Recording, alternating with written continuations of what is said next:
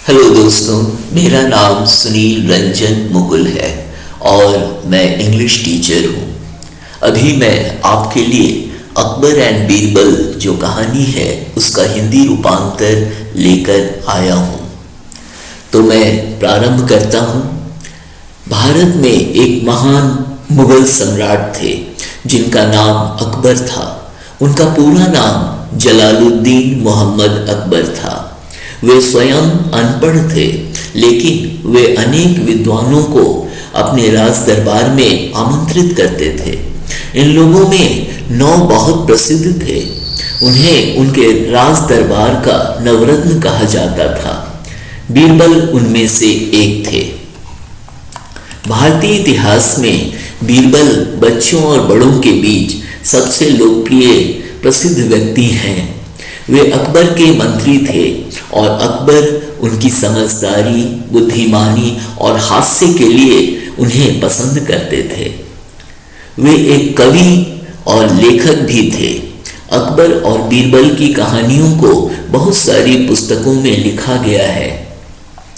इनमें से बहुत सारी पुस्तकें भारतीय परंपरा में लोक कथाएं बन चुकी हैं। यहाँ अकबर और बीरबल की एक दिलचस्प कहानी है।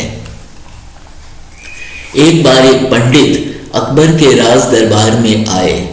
वे बहुत विद्वान थे और बहुत भाषाएं बोल सकते थे।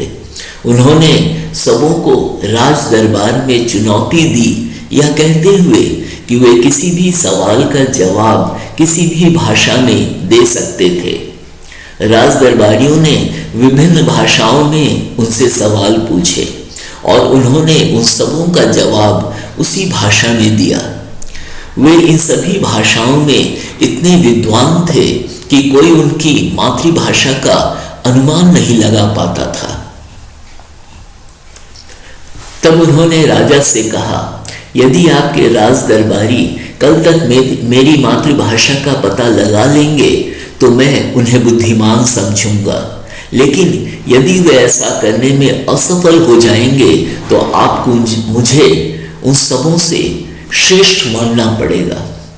सम्राट अकबर सहमत हो गए। उन्होंने सभी राज दरबारियों से पंडित की मातृभाषा जानने को कहा। वे सभी असफल हो गए। अब अकबर बीरबल की तरफ मुड़े और उनसे इस समस्या का हल निकालने को कहा।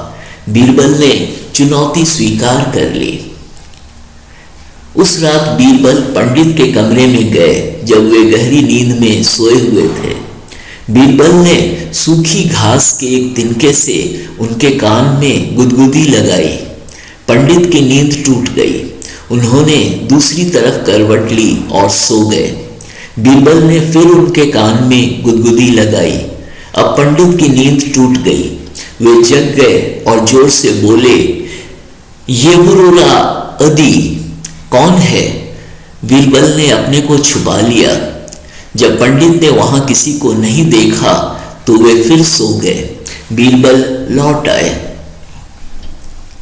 अगली सुबह राज दरबार लगा।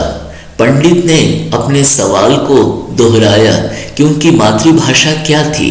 बीरबल ने अंत में जवाब दिया, तेलुगु पंडित की मातृभाषा है। पंडित को बीरबल के सही जवाब पर बहुत आश्चर्य हुआ और उन्होंने अपनी हार मान ली। अकबर ने अब बीरबल से पूछा कि उन्होंने जवाब का पता कैसे लगाया। बीरबल ने कहा कि दुख में आदमी हमेशा अपनी मातृभाषा में नींद में बोलता है। फिर उन्होंने पिछली रात की पूरी कहानी सुना दी।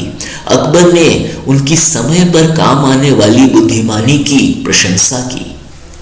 तो दोस्तों, यहाँ पर यह लेसन समाप्त होता है और मुझे उम्मीद है आपको यह लेसन समझ में आ गया होगा, और नहीं तो आप 1-2 बार सुनेंगे तो आपको यह लेसन बहुत अच्छी तरह समझ में आ जाएगा। यदि आपने मेरे चैनल को सब्सक्राइब किया है तो बड़ी अच्छी बात है। यदि आपने सब्सक्राइब नहीं किया है तो मैं आशा करूंगा कि आप मेरे चैनल को सब्सक्राइब करेंगे, ताकि मैं आपके लिए समय समय पर अच्छे वीडियोस बनाकर लाता रहूंगा, और ऐसा मेरा वादा है। Thank you.